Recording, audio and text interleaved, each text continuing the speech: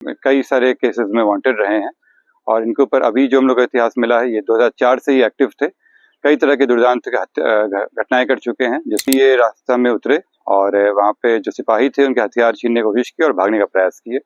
Police के द्वारा इनको रोका गया पर ये रुके नहीं और पुलिस के द्वारा फिर फायरिंग किया गया इनको निरुद्ध करने के लिए, जो उनके पैर में लगा।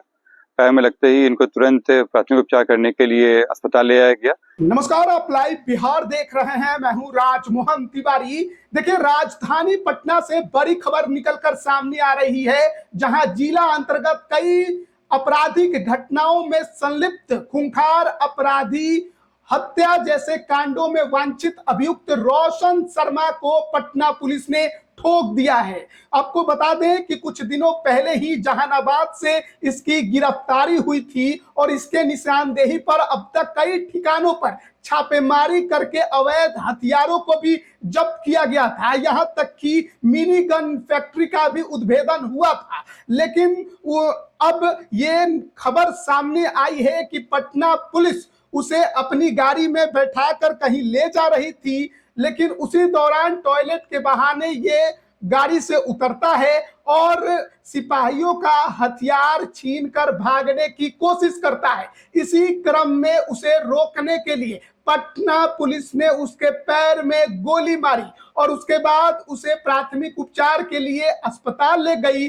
जहां से उसे पीएमसीएच भेज दिया गया है। इस पूरे घटनाक्रम को लेकर जो एसएसपी हैं कार्तिकेय कुमार शर्मा, उन्होंने भी बड़ी बात बताई है। सबसे पहले सुनिए क्या कुछ वो कह रहे हैं। तो कई केसेस में वांटेड थे। पटना में कई चर्चित हत्याकांड में उनके शामिल रहे हैं।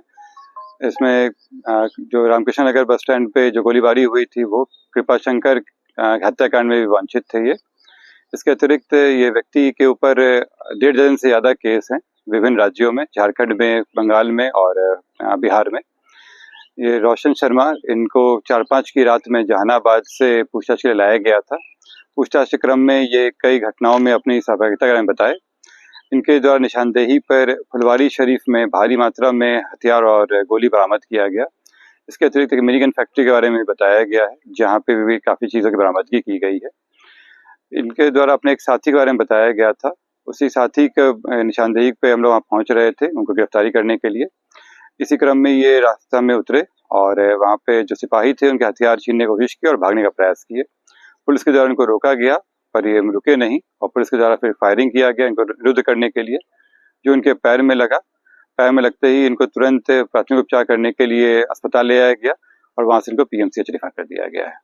ये अंतर्राज्यीय कई सारे केसेस में वांटेड रहे हैं और इनके ऊपर अभी जो हम लोग को इतिहास मिला है ये 2004 से ही एक्टिव थे।